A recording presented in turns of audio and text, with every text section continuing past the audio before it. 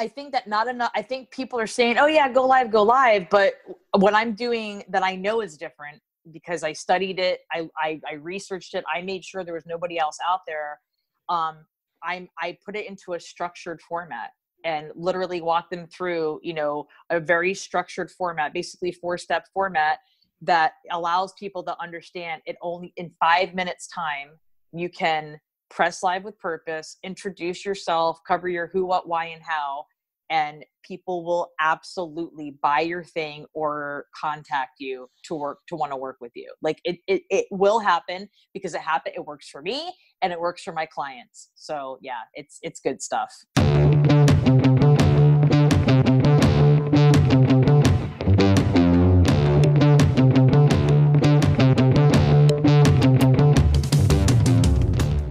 All right, guys, this is going to be a really, really, really fun episode. I'm bringing on a badass today, and I've been looking forward to this one because we've had a lot of fun conversations. He is kicking ass in a lot of things, so it's going to be a lot of fun. So I'm Donnie Boivin. This is Donnie Success Champions, and today I'm bringing you Miss Trish Leto. Trish, welcome to the store. The store. Welcome to the show, my dear. Please tell us your story. Oh my God, Donnie. You know what? I feel like this is so overdue just for us to like sit down and just do this, like just have a really fun conversation. And I'm very, very grateful that you invited me to be on. I'm honored. So thank you for having me. Absolutely, dude. Well, I've been watching your story and your journey and all the things you're doing, and I'm just blown away by, one, the amount of content you're putting out on a regular basis, and two, just your personality in general. Girl, you're on fire at the moment. Well, I appreciate that very, very much. And yeah, it's been one heck of a journey thus far, but you get to a point, I think, in this business, and I see that you're doing the same thing. So 100% kudos to you as well. But I feel like we get to a point in this business where you're doing it long enough and you're out there and you're having conversations with people and having client calls enough that the content is just, it just flows. It just becomes effortless after a while, Yeah. And that's why it's exciting for me, because it's like, wow, if I can help that many people every day just using social media and the different platforms that I have, like I'm winning. So I feel really good about it. Yeah, and it's fun, and you can tell that you enjoy it. But I'm betting that a lot of people don't know who Trish is. I'm betting a lot of people don't know your story. So today, I'm going to give that to them.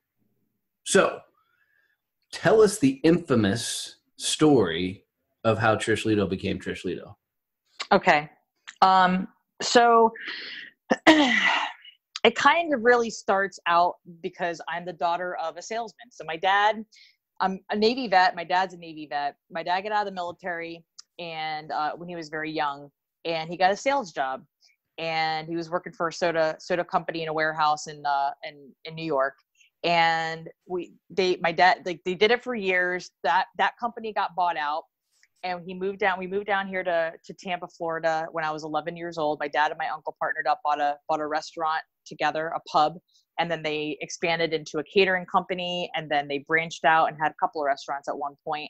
And I just remember growing up as a kid watching my dad do sales, and he never, like, I don't ever remember sales being gross or yucky because my dad always did it right. My dad was a guy who, he built a relationship and really connected with people. He'd shake their hand and tell them a joke before he even, thought about selling them anything. And that's always kind of stayed with me throughout life, right? Like, I'm telling the story because of that, right? So I got out of the Navy myself. I was a helicopter mechanic in the Navy for 4 years. I got out in August of 2000, and I couldn't find a job for 7 months. And like, nobody would hire me, right? Not a single person would hire me. I applied everywhere and anywhere. And the first job I got paid me $7 an hour, working for my mother's financial advisor at the time. My mom kind of did me a favor, called in a favor. It was very cool of her. I love my mom. She's awesome like that. And I ended up working for this guy. But that whole 7-month time, I thought to myself, I don't understand. Like, how is it that I just turned wrenches on $30 million plus aircraft for 4 years for Uncle Sam, toured a large portion of the world, worked for 16 to 20 hours, sometimes wouldn't sleep for 2 days at a time, got paid for that, right? I was good enough to get paid for that, but then I come home and nobody wants to hire me to do even administrative things, right? And that bothered me so much. It confused me, honestly. I was like, wait a second, I just served my country, but yet nobody wants to hire me. So I always kind of embedded into my brain that I was always going to make sure that I was employable, right? And so I got my first job for this financial advisor. Then I stumbled about less than a year later, I stumbled into the mortgage industry. And I've been doing that for 18 years. But all throughout, I always made sure that there was I had an extra skill set. Always. I always wanted to make sure that I knew how to do something else, whether it was bar backing or cleaning houses or, watching somebody's kid or helping somebody type up a Word document. There was always something else that I knew how to do. So now cut to, present day, 3 years ago, I was a part of an MLM. The MLM failed because I didn't know really how to do sales right on the internet, right? I'm watching all these other people do it and it was all just posting. It was all like product buying, right? And it got to be like, it turned into a thing where I was just like, there's got to be a better way. There's got to be a better way. Right, Donnie? Absolutely. So I had my worst month ever. I was on track to make $1,200 that month. I made, I think, a little over $300, and I was completely and totally devastated. I was a mother of two. I had a baby boy. My daughter was 2, and my husband was still working, and we were barely making ends meet. It was really tough, and so it was very devastating to go from thinking I was going to make $1,200 to only $300. And I quit that MLM and I went directly to YouTube and Google, and I started looking up all the people who I have been watching and respecting in the industry. Like, how are these people making money online? What are they doing? Right? So I started studying them. I probably watched within that year, I watched easily over 100 webinars, but I watched probably about 10 to 15 webinars in a little over a month's time.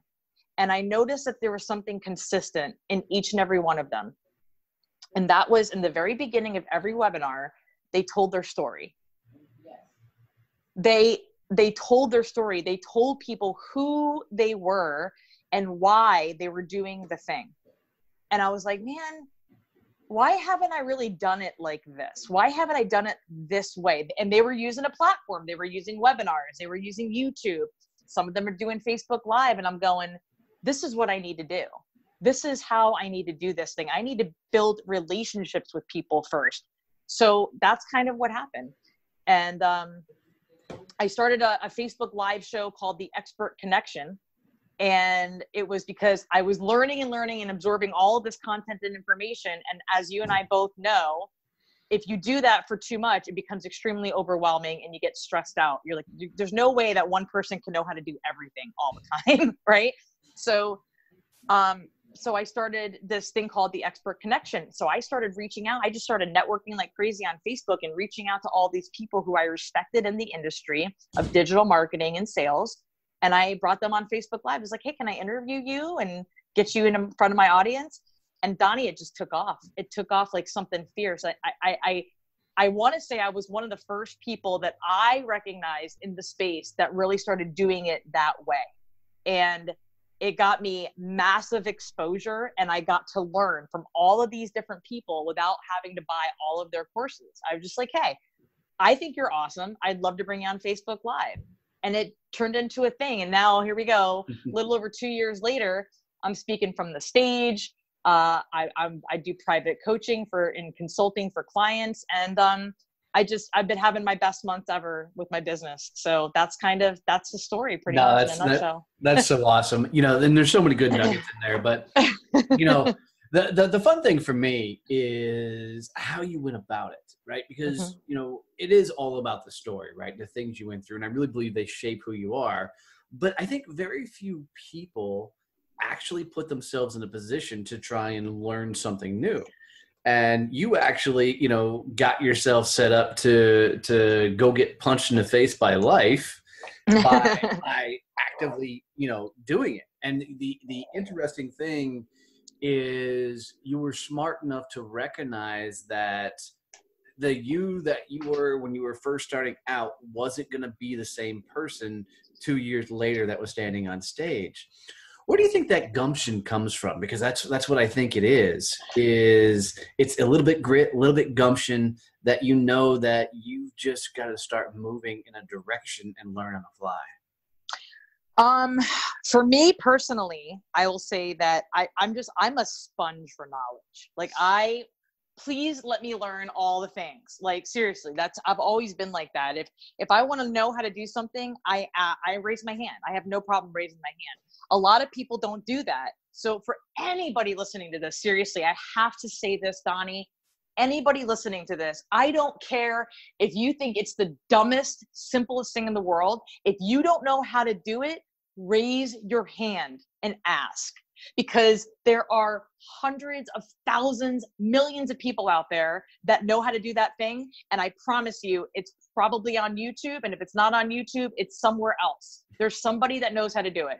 Yeah. Please just look it up, raise your hand and ask for the help, because that's been my biggest thing is, I don't know how to do everything, and I shouldn't know how to do. I don't have to know how to do everything. Are you kidding me? There's no way. Right. Yeah. So yeah, yeah. What I love about that is, everybody asked me how I started the podcast, and I'm like, I went to YouTube and Googled how do you podcast, Yep. And then it's trial and error. You watch videos, you see webinars. I haven't done near the amount of webinars you have, but I've done my fair share. And you start seeking knowledge. But the second point that is what has made you the success you are is you went and put it in action. I mean, you actively started doing something. It's one thing to learn it. It's another thing to actually do it. And I'll tell you what, Donnie, it is. And I'll tell you that I'm not perfect about that. Right. It took me, there are definitely some days where I go, man, that is the last thing in the world that I want to do right now. So I'll either outsource it at this point. I'll be like, yeah, I'll just pay somebody else to do it for me. Or I will say, okay, the hell with this. I need to know how to do this. I'm going to put myself in productivity mode. So this is another hack for those people who are listening. Okay. If there's something that you really don't know how to do and you're going, okay, I don't know how to do it. I could outsource it, but outsourcing is going to cost too much money. So I need to learn how to do the thing, right? If I don't figure out what kind of a learner you are, like if you're an audible audio learner, then find a podcast, download it and listen to it. Have a notepad sitting next to you, take notes, listen to it again, take notes again, listen to it a third time, take more notes, put yourself into productivity mode, put your phone on airplane mode, shut down all your other internet, and just give you owe that to yourself, right? Focus hard and just learn the thing. If you're a visual learner, watch the webinar. Go download the webinar, give the person your email address, do it, because that's how you're going to learn. And there's too much shiny object syndrome out there on the internet, Facebook, Instagram, YouTube, all of it. So put yourself in productivity mode seriously and do that for yourself. But that's one of the things that I've had to do many, many times. Well, and I guarantee that's one of those things that when you first started out, it wasn't like, okay, this is how I'm going to start things out. I'm going to turn off everything. I guarantee it was, you weren't accomplishing shit. So yep. It's because you weren't accomplishing it, how do I, figure it out and put a process in play? And I'll tell you, I've had to do that. So for those people who don't really know my this part of it is I do still have a full-time job. I work for corporate America. I am lucky enough that I get to work from home, remotely from home. And I am on a very, very fast track, short term to retire from that and go full in on my business, which both excites and scares the hell out of me. But it's especially true for people like us, right? So we have jobs, we have children, we have spouses, we have the weekends that are probably completely and totally committed to family, which it should be. And so it's all the more reason why we have to, like people say, I don't have time. We all have the same 24 hours in a day. You do have the time. You just have to block it off for yourself. You owe it to yourself to do that. Yeah, I found it interesting for me is I'm one of the guys that I know that I am not good at delegating it unless I have an understanding of how it works in the first place. So oftentimes, like, we were just talking about the Alexa flash briefings. Now I'm fixing to hire a team to take that on for me, but to do the Mhm. first one, I went through the process myself. So I can understand the working mechanisms behind it. I don't need to know all the things about it, but I need to know how to be able to tell somebody else what I want them to accomplish. Do you find yourself kind of the same MO that you want to get enough workable knowledge, or are you just quick to say, hell with it, I'm outsourcing it? Oh God, I think it's going to be a 50-50 on that because, with my line of work, what I do specifically is I do both consulting and I have like a private coaching program. So with my consulting, if there's something that I consult different types of clients. I mean, I've got a client who has their own app that they're trying to blow up.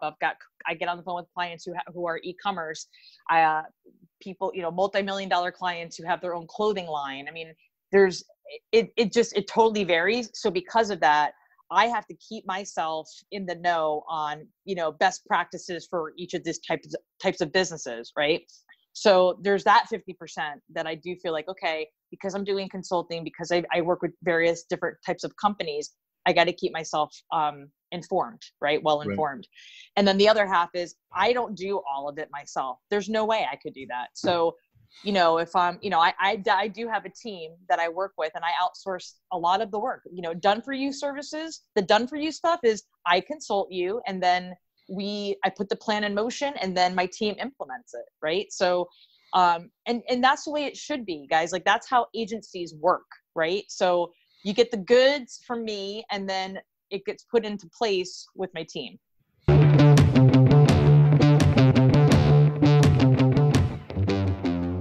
Wanted to jump in here and take a second to let our sponsors tell you a little bit about what they do. Guys, do me a favor and check them out. They're really helping this show become what it's becoming. Support for this podcast comes from Point Blank Safety Services and Blue Family Fund.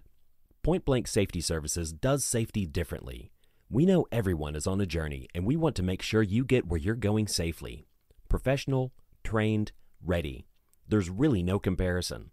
Here's why hiring Point Blank Safety for your next project will make all the difference and save you huge amounts of stress and hassle. Point Blank Safety Services provides certified, uniformed police officers for a full suite of armed guard services. Don't leave the safety of your project to chance. If you're ready to make sure safety truly comes first for your next project, then visit us at pointblanksafety.com. Blue Family Fund, helping dependents of law enforcement families on their journeys. Blue Family Fund is a nonprofit that raises funds and offers financial support through higher education scholarships for dependents of law enforcement officers and by providing financial assistance for families of fallen law enforcement officers. Every dollar donated will go to the families of police officers, either through scholarships to dependents of police officers or as aid to fallen officers' families. Visit us at bluefamilyfund.com. And now back to the show. Nah, I love that. I love that. Going back to your dad and, growing up in a sales household, I'm often curious about, what people wanted to be when they grew up. Did you know you were going to end up in salesperson land, as part of your journey, or is it just something you kind of fought against and found yourself in? What I wanted to be when I grew up, when I was a little kid, was a Hollywood actress. I wanted to be an actor. And so I think that it's kind of come into full motion now because I'm on the stage, but I don't have to act, right? Like Right. I get to be myself and I'm still making an impact on people. And, and I'm making money. So yay and yay. And the idea of sales, to answer your question fully, the idea of sales has scared the hell out of me throughout life because I've always compared myself to other people. I'm the youngest of 4 kids. I was bullied a lot as a kid too. Like a lot of bullying happened to me. So I was made fun of, picked on, bullied. So the idea of sales scared me because that was like a me coming out of my comfort zone and getting in front of people and possibly being attacked for it, right? And thankfully I'm in a space that nobody really attacks me, which yay, I'll give it time. I tell everybody, when you're fully breaking loose and you are taking on and conquering the world when you start pissing people off. I mean, I have a handful of haters, I'm sure, out there. I just haven't really heard about them because I think that my tribe kind of like puts it at a hard stop for me, Right. So, right. And let's face it, I mean, we're military, so I got my vet tribe, my veteran community. And if anybody ever has anything negative to say about me, they'll hard stop that. Like that got that following. So that's fun. Right. But no, I mean, you're absolutely right though. There's definitely people out there that have a problem, I'm sure, with some of the stuff that I do. And that's going to happen. But, but it's not, I'm telling you, everybody's like, oh, I don't think that I'm a salesperson. I think I'm a connector. Because that's what I do. I either connect you with my knowledge or I connect you with other industry experts who are going to help you exponentially increase revenue with your business. So how is it then that, you're not a salesperson, you're just a connector, but yet you're growing a very, very successful business. And if you listen to gurus of the day, if you can't sell, you can't have a business. How is it you're finding success? Because true sales is really just relationship building. And that's what I do. I build relationships with people. I mean, my clients I laugh hysterically on the phone with every single client that I have. We're friends. Right. And that builds referrals, right? So, I mean, and that is like, I'm getting a little bit choked up here, but that's what my father taught me. Every single one of my dad's clients growing up, they were friends with him first. He would make them laugh so hard. And I see them out in town now, when I'm out in Tampa walking around, I'm in a grocery store, people are like, oh my God, you're Chuck's daughter. And I'm like, yes, I am. And they're like, do I see you on Facebook Live all the time? I'm like, yes, you do. And they're like, oh my God, you're your father's daughter. I'm like, yes, I am. And that's a compliment because, he's just, my dad's a phenomenal guy. So yeah. That's awesome. And I think a lot of times people are so scared of the roots. They're scared of where they came from. They're scared of what they've done because they're worried that, their past, their story, their whatever will show a side of them that they don't think people will like, when it's absolutely the opposite of is actually true. When we embrace where we came from, we can fully step into where we need to go. Well, listen, 100%, Donnie, and this is something that I coach people to. If they use live video, if they're going to get themselves out there on social media, something that I tell people is what I do myself. I make sure that I put myself out there in such a way that people are going to hear about the bad stuff about my life from me than any place else first, right? So it ain't rainbows and butterflies. It's not. It's my reality is, I got laid off back in October of 2007 from my job. I worked in the mortgage industry. It was during the crash. I lost my house. I had my car repoed. I mean, I had to file bankruptcy. That's life. I'm not perfect. There's nothing about me is perfect at all, even a little bit, right? I've done some really stupid things, but I've never been arrested. I can't say that.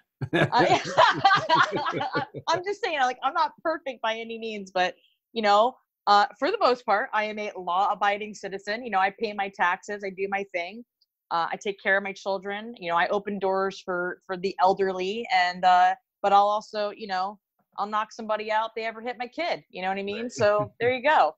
But that's what I'm saying. Like, people need to know that stuff about you. They do. If you're going to be out there on these platforms, you just don't put yourself out there in such a way that if somebody wants to come after you, they're going to look you up and find some stuff and dig some stuff up that you might not be too happy about. Well, and here's the interesting thing to all this for me is, growing up, it was all about putting the mask on because that's how I, in my mind at the time, got to success. If I was the perfect sales guy, and it worked. I mean, there's times in my life where the persona of being a rock star sales guy worked, and I found some great successes. Mm-hmm. The problem is they weren't long-term successes.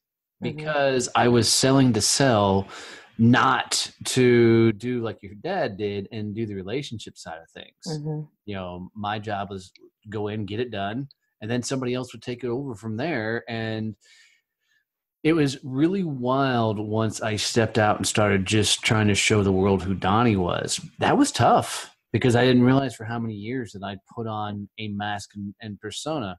Was it the same for you? I mean, was it really easy to start jumping on Facebook Lives and share the raw side of your story, or struggle with it? A little bit of both. And if I may, I want to give a shout out to somebody who really guided me as a mentor when I started this journey 2 years ago. I want to give a shout out to my one of my sales coaches, one of my sales mentors. His name is Landon Porter, and he's got a Facebook group called it's an awesome group, getting clients without being salesy. It's called the Gorilla Group. Landon really it was crazy because I think it all kind of came to fruition. He was teaching me and reminding me of that relationship building via the internet, right? Because it's different ball game using the internet, doing that thing. You know, you're not just walking around and talking to people. I can't just get out to networking events on the fly. You know, I'm not there yet because I haven't quit my job yet. But so I do rely a lot, very heavily, on social media to build those relationships with people and bring those clients in. And Landon and I had a conversation one day, and he was just like, you know, I was talking about my dad, and he goes, "Hey, Trish, you do realize that it's your father that has inspired all this in you." He's like, "That's where this all stems from." And I'm like, wow, man, like I didn't, and I got choked up. I was just like, started crying. And my dad and our relationship has actually improved since that realization. Right. And so I do want to give a shout out to Landon for that. And so he kind of pointed that out to me, that it's important for us to share those parts of our story because it reminds us of where we come from. Folks, honestly, it's at the end of the day, it's who we are as a person that people want to buy anything from us, because like that's what it boils down to. I don't care if it's a 5-star review on Amazon. That's a person on the other side of that review that makes you want to buy that product. You know, and here's what I love about that is I learned this in a very unfortunate way early in my sales career. But my largest account that I had at that time, that I was doing hundreds of thousands of dollars with, we had a job go bad. And when that job went bad, instead of me taking ownership of that, I proceeded to blame my company and the employees and the staff and everything else for the reason behind that job going bad. Yeah. And when I did that, I lost the damn client. Mm-hmm. And I remember reflecting on that moment going, why did I lose the client? I didn't screw anything up. It was that my company screwed it up. And I just had this weird epiphany that, you know, you can never, ever, ever blame the company. You've got to take it on and it's you. And it's part of the relationship thing. You know, just to put it in perspective, is people do business with people. They don't do business with companies. And if you can't build the relationships, then it's a transaction, and transactions are very, very flimsy. Yeah. And yep. There's a lot of gurus out there in the marketplace that teach this transactional style of sales, and it just drives me nuts, you know. And at the end of the day is you've got to take ownership of, you know, whatever is happening, because it's you are the face of your company, no matter whether you own it or you're a salesperson in it or you're the receptionist or janitor in it. You've got to take ownership of it. I mean, it was a really good lesson for me. It's an incredible lesson. And even with my stuff, I mean, I don't think I've ever had anybody, maybe 1 or 2 people, honestly, I think maybe 1 or 2 people that have come to me and said that they wanted a refund on, you know, an info product, right? But I am crystal clear. I use live video to do it, and I do it in my emails. If at any time you are not satisfied or not happy with the information that I provided with you. And, you know, a lot of my stuff is action taking stuff. I mean, I definitely teach technical pieces and how to, you know, how-to videos and things like that. But if you're not happy with the work that I've done with you, please let me know to give me an opportunity to fix it. Right. I mean, I don't just want to say, oh, I'm going to give you money back guarantee. Why would I do that? I've already put in so much work. There's obviously a hole somewhere. So it gives me an opportunity to learn what I need to do better going forward. Right. And it gives me an opportunity to actually help you. Right. So it's like, you know, and again, it's only been like maybe 2 people in this whole business so far that have said to me, yeah, no, this doesn't work. And, you know, let's face it, it's the way that I teach. I think that I've really, I think I've really narrowed it down and nailed it, really hit the nail on the head with the way that I teach what I teach, so that it's not only actionable, but you're going to get results. It's absolutely going to work, because a huge part of it is relationship marketing. That's it. Right.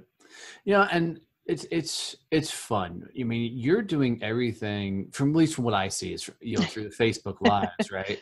Yeah. And, you know, 2 things that says about an individual. One is you've got one of the world's strongest backbones, because you're putting yourself out there live on a regular basis. And there's no safety nets. There's no filters. There's no, oops, take that back, you know, because there's a 5-second delay or something. No, you're all in.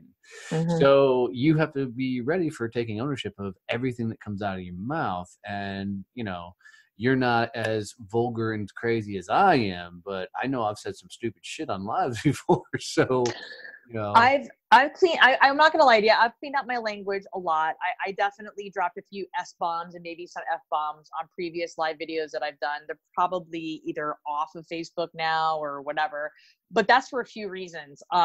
Facebook's not going to push your stuff to the newsfeed as much if you're cursing too much. They just won't. It's just, if they want to, they're, you know, Zuckerberg's trying to censor things up a little bit. And to be honest, I kind of appreciate that. I think it's a smart move, smart business move, right? You want to keep the platform that's, you know, good for everybody. Similarly with YouTube, same thing, right? They don't want too many people dropping F-bombs, but that's a cool thing about podcasting. Podcasting, you just be like, whatever, and just do whatever the hell you want, which is cool. Well, but we did find out one hard thing about podcasting, because my show got shut down for 6 days on iTunes, because you can say it, but you can't put it in print. So like on iTunes, I had badass in the title and the description. They shut down my show after 104 episodes, where I had to go back, and I actually hired a couple VAs to go through and scrub every piece of my content, and the word badass, and change it out the word awesome. So yes, you can absolutely cuss. Okay. You just can't put that out there as the title and then text. Right. Yeah. So there's that. And then the other piece too, is conversations with my mother. Like my mom's literally said to me, she goes, you know, I really don't think that you should be cursing online. And I'm like, you know what, Ma? And my mother very rarely curses, right? And I'm like, you know what, Ma? I think you're right. I think, you know, sailor or no sailor, you know, I get on the phone call with clients, and I say, hey, listen, do you care if I curse? I make sure that they're okay with it. And if they don't want me to, then I try to keep it clean. But if they don't care, I'm like, cool. Right? Open range. But I have definitely, listen, for me, it's value first. And I know that whole, you know, value first is kind of like, you know, what they say, quote unquote, overplayed in the industry, whatever. But my value is my knowledge. So whether I'm standing in front of a whiteboard and I'm teaching something, I'm teaching a skill, I'm helping people with their mindset, helping people with clarity, showing them how to repurpose Facebook Live. That's why I literally do. I press live with purpose. And my purpose isn't just to go live and drop a bunch of F-bombs and make people, you know, go, yeah, she's cursing. No, man, like whatever. I really want to help people. Like that's my purpose. I want to help people. So that's what that's all about for me. No, it makes sense. You know, what's funny is, you know, I just launched my t-shirt line, and it's out, and, you know, I have in my Facebook group, I just put a question out there. I said, what should I put on my t-shirts? And, you know, half of my crowd was immediately like, I want a shirt that says I'm a badass, or unleash your inner badass. Right. Were the 2 of the biggest ones out there. But then I had a couple of my buddies and followers, fans come along, and they're like, can you do some, you know, G-rated stuff? I'm like, yes, I'll put a shirt that says I am awesome, Right. But so it forced me with my brand to go look at some of the other things that I've said and some of those things that really tie to my brand, to put those on shirts that would make sense and that people would buy. But part of my authentic message is, it's like when I stand in front of rooms, I start off like, look, I'm a former Marine. Profanity is going to come out of my mouth. So earmuffs if you're easily offended. And I don't go out there to cuss. I just get emotionally charged in the situation and things fly out of my mouth. Yep. And the 100%. Yeah. No, 100%. I was grabbing a clip from my presentation at the Military Influencer Conference, and I was looking at it last night. And at one point, I think I said shit. And I was like, oh my God, I said shit on stage. Yeah, but with that one, though, that's a military influencer ball. If you were the only person that said shit on that stage, I'd be floored. Well, right. But I'm like, and then I thought to myself, I'm like, well, I'm going to use that for my speaker reel. Right. And I'm like, probably don't want to throw an S-bomb out there, Right. So I'm like, I think I'm going to, and I was so bummed out. So I was just like, I said shit at the end of like a really good part of the clips. I was like, well, I guess I could just like cut it right before I say that. Right. But it was really funny. So, but no, 100%. And that's part of that actually is a part of, I've got a gal who I've outsourced, getting my speaking gigs for me, and she's, helping me out. And I told her something similar. I was like, listen, when we book these, I do want to make sure that, if I can't curse from that stage, they need to let me know. So I can structure my content appropriately. Right. Because if something slips out, I don't, crap, whatever. But, I try to just bring value and actually present just valuable information. Yeah. So, and that's what I do now. 5-minute lives is really taken off. People are doing it, and I'm really excited about it. We just trademarked yesterday. So I'm so excited. Yeah. Well, and that's what's fun is you're inspiring people to do what everybody's been talking. I mean, for the last couple of years, people talked about putting your authentic message out there and tell your story, but nobody was actually putting people to the action of doing it. You're teaching people to do the lives and to get out there, which is a very, very, very cool, actionable step that not a lot of people are doing. I think that not enough. I think people are saying, oh yeah, go live. But what I'm doing that I know is different, because I studied it, I researched it, I made sure there was nobody else out there. I put it into a structured format and literally walk them through, a very structured format, basically 4-step format that allows people to understand it. Only in 5 minutes time, you can press live with purpose, introduce yourself, cover your who, what, why, and how, and people will absolutely buy your thing or contact you to want to work with you. Like it will happen, because it works for me and it works for my clients. So yeah, it's good stuff. Yeah, I love it. And I love it even more when you tag me in your live videos, because then all of a sudden my numbers go up. So keep doing that. Okay. 10-4. That was a fun one. I got to do some shout outs at the end and just talking about people who use not even live video, but just video marketing in general and how you're doing it. And you're crushing it. When I see your stuff in my newsfeed, I'm like, oh, hell yeah. Thanks, dude. Thanks. That's it's fun. Awesome. It's fun. And I think that's part of, the ride for everybody is figuring out how do you do you, but have a blast at it, and, for me, Facebook Lives are just an opportunity to go hang out with people and have fun conversations. One thing that I always joke to myself is no other room do I get such a one-sided conversation, because all they can do is ask me questions in chat. So I control the entire room, and I love to hear myself speak. So, it's perfect. Oh, good. I'm not the only one. Yeah, no, you're absolutely right. And what I want to tell people, because this was a conversation that I just had via Messenger yesterday with somebody, this is a huge misconception. So I want to share this little nugget of gold for you. Okay. Somebody asked me, well, how many Facebook friends do you have in your personal page? And I was like, I don't know, like 2,500 or something, 2,500 plus. I don't have the 5,000. Because I don't think it's not necessary. And here's why. He asked me, he goes, so when you go live, then that's your reach, 2,500. And I was just like, no, hard no on that one. And he's like, really? And I said, when I go live, I always repurpose that. I said, first of all, my reach isn't only extended to how many friends I have on Facebook, because I know how to do a strong call to action with my audience, right? So for every time I say tag a friend or share this out, you tag a friend, that's their eyeballs. And if they really dig it, or they start commenting, or they share it out as well, that's their friends. And for every time it's shared out, that's that whole other network of people. Then you download it onto your computer or onto your phone, and you cut it into clips or the whole entire video, put it on your business page, upload it to YouTube, upload it to LinkedIn, upload it onto Instagram, IGTV, stories, Facebook stories. Every Facebook Live goes into stories, and Rip the stories audio can be public. Yeah, and then rip the audio and turn it into a podcast, turn it into a flash. Yes. Send it off to outsource it out and get it transcribed, turn it into a blog. Folks, it is one live video can turn into multiple opportunities for income. So please understand that this is not just, and it's not just, I don't go live to go check me out on live. I go live to go, who can I serve today? How can I help people either come out of their own mindset blocks or make money right now? Like right now, make money, right?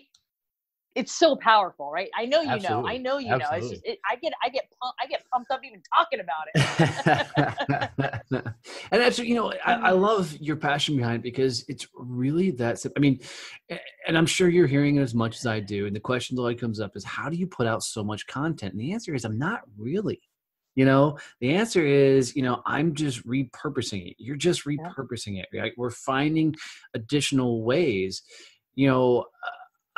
It's knowing what works on Facebook, knowing what works on Instagram, and then doing more of that.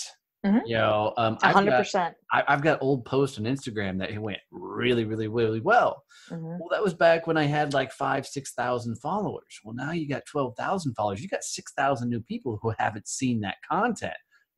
Rinse, wash, repeat. I mean, absolutely. And the people who saw it the first time, they don't usually remember they saw that piece of content. So now it's like refreshed and new, and you can use it all over again. I mean, all over again. And you can even guest blog with it, right? So yes. Another quick hack, if you don't mind me sharing another quick hack with your audience. If you are somebody who you like to write, but you don't have your own blog set up yet, but you want to get your content out there, please do not think that you have to have your own website set up and your own blog set up. You can guest blog. And a really easy way to do this is to put into Google whatever your the keywords of your niche are. Like for me, I might say Facebook Live video, and then in quotations I would write in, put the quote, "Write for us," end quote, and put that literally in your Google search bar. Okay, what's going to happen is you're going to find a ton of websites that want you to write or submit content to them for them to share with their audience. Okay, so step one is look it up. Find one that ranks really high. And when you go to their website, make sure you check out their Facebook page or their Facebook group if they have one, and make sure they have a really strong community following. Because if you submit your piece to them and they accept it, not only are they going to have it on their Facebook page, you're going to get all that exposure for free, right? And then find out what the rules are. Each one is a little bit different, but now you can be a guest writer. This is how people get on Inc., on Forbes, on, in some of these really high level magazines, or just, some of the digital magazines, so don't be afraid to put your content out there, guys. Guys and gals, I mean, this is one of the best and easiest platforms you can do it. Well, and I'm going to add just one thing to it. And that's freaking awesome. I love the Write For Us. I think I've seen you post about it, but I forgot about it until you just said it. I'm like, shit, I need to be doing that for my business. But if you're not a writer, right, and you don't have that writing skill, there's two things I love. The first one is Temi.com. Temi, TEMI.com will transcribe your stuff for 10 cents a minute. That's awesome. I didn't know that. I got to write that on my whiteboard right now. Timmy.com. Yep. Now, it's not perfect because they're doing it all through whatever that artificial intelligence, right? Doing it all through AI. But I'll do it for my podcast that I do, like my Friday episodes. I'll go to Timmy.com, have them transcribe it. And you know what's great about that? Is now I got all these little one-liners and phrases all throughout my podcast. I turn those into memes. I turn those into social graphics. Yep. And all I got to do is go find a picture of me somewhere, because, of course, I'm going to put my picture in everything, somewhere, and put the text over it using Canva.com. And, dude, you're set, and you're just constantly producing things on a regular basis. And those types of images are perfect for putting out onto Instagram. Like, that's a really easy just Instagram post, as long as you're doing it regularly, putting into Instagram stories as well. I started out as an Instagram expert. I don't claim to be one anymore, but I still know the platform fairly well. And that's one of the most, that's like the most consistent answer that I give people. How do I get more people? How do I get, like, do the algorithm? How do I get more followers? Use Instagram stories. Like, just repurpose all of your lives and all of your little clips like that into stories, and use hashtags in your stories, and you'll get more people coming to you. Well, and I think the answer for everybody to get more followers is quit thinking about you need more followers. Just do you, but do it better, and then keep getting better. Right? I agree. I 100% agree. Unfortunately, there is a large community of some younger folks out there who, if I have a big following, that I can be an influencer, right? If you have 10,000 followers or more, you can get the swipe up feature. But if your content sucks, it doesn't matter. Right. That is the absolute truth. Absolute truth. Man, I've got to tell you, girl, I love this. And I love all the nuggets and knowledge that you've thrown out there. This has been awesome. I love the fact that the speaking mentality is changing from theories to tactics. I think we're going through a cool time right now of for years, I grew up on theories. People were talking about, you got to change your mindset. But now people are coming to the table and saying, this is how you change it. You do this, you do this. Same thing here. I love it when people get very, very tactical and start giving real knowledge and nuggets, because it's stuff that people can use to move forward with. So thank you so much for throwing out tangible things that people can put in play. Their business.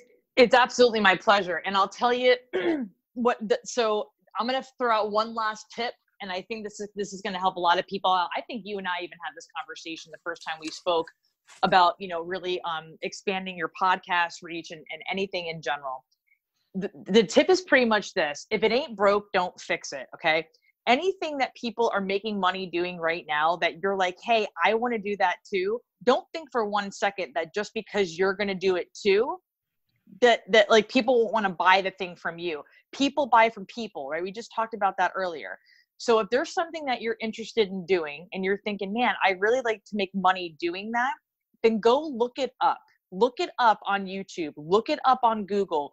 Go into Reddit and read some articles that people are heavily talking about. Go into Google Trends and find out what people are consuming right now today that's similar to what that thing is that you want to make money doing. And then study it. Study that research. Research your market. Who are these people? Is this really what you want to do? Because I think a lot of times people are like, oh no, it looks great, but it's a shiny object, because there's a buttload of work that has to go into it first, right? So if there's something that you find that you think is really cool, watch a few YouTube videos, read a few articles in Google, look into Facebook about it, do a little bit of market research first. And then now you can take your nuggets, and now you've got your content topics for when you want to start using live video, if you do, right? Absolutely. It's I learned this from some of the guys that I follow, but your audience will tell you what to put out there. Yep. My Friday shows where I get a chance to talk about whatever the hell I want to talk about, 100% come from my Facebook group. It's whatever conversation we're having that week, whatever somebody may be struggling with, working on, or whatever, that becomes my Friday show. I mean, you don't have to create content. And what I mean by that is it's already out there. Yep. got to put your spin on it. Absolutely. I say you gotta Paula Abdul that, because she always said on American Idol, you really made that song your own. You really made it your own, right? I did a Facebook Live saying, turn somebody else's content into your own version of being a Beatles cover band, right? I go out, everybody covers the Beatles anymore. You hear so many different versions of Lennon. They'll speed up the pace. They'll maybe add an extra riff into it, or add an extra chord, or it'll be a woman singing and she'll have a softer voice. That's her rendition. That's her version of something that was already done by somebody else, somebody who people recognize the second the song's playing. You're like, oh, or a violin version of like a rap song, right? And you're like, wow, that's literally amazing, right? That's all it is. That's all that I'm doing. Really and truly, that's all that I'm doing. I just took something that I saw out there, and then I saw a true need for people to have full structure with live video that didn't have them on live for longer than 5 minutes, and just say, listen, you can cover this stuff in 5 minutes or less. Do it this way. Yeah, no, that's absolutely it. I mean, people are worried that in doing that, they're not being authentic. Well, it's your message, it's your delivery, it's you putting it out there. Mm-hmm. And just because you heard it from somebody, right, doesn't mean it's not authentic to you. And odds are your audience has never heard that same message put out there, right? I'm not saying come across as you created that. I'm just saying use it. Right. Absolutely. Think about church, the Bible, right? The Bible was an originally written piece of work, right? That were messages conveyed by somebody else, and it was rewritten. There's a different version of it, right? But still today, people congregate into a building. They sit down next to each other and they watch a person take the stage and basically read from that book and then put their own spin on what that book says. That's a great way of putting it. I've never heard it put that way. See? That's awesome. I'm serious. That's all. I'm not saying that I'm reading from the Bible. I'm just saying they're like, really? Like, you're just helping people, because everybody needs to hear it. I can walk into church this Sunday. I never go to church, but I can walk into church this Sunday, and I might sit down and hear a message that I've been needing to hear for the last 5 years, right? So just that's the best way I can say is you never know what you need to know until you need to know it. And that's why live video is so powerful. Absolutely.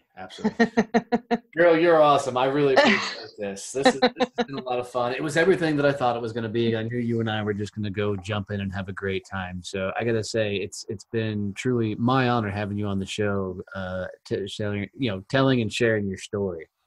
Absolutely. Thank you so much for having me. Seriously, yeah, Donnie, I appreciate it. Well, here's how I wrap up every show. And I do stump some people with this, so stand by. All right. If you were going to leave the champions who listen to this show, people that are entrepreneurs, business owners, 78 countries around the world, that tune in every day to listen to this content, if you would leave them with one quote, phrase, message, mantra, motto, anything that they can take with them, especially if they're going through the struggling time in their life, what would be that quote or phrase you would say? Remember this. It's one of my favorite sayings, actually, and it's by George Bernard Shaw. Life isn't about finding yourself. Life is about creating yourself. Love that. Love that. Trish, thanks so much for coming on the show, babe. I've really enjoyed having you on here and sharing your story. Thank you, Donnie. I appreciate you, brother.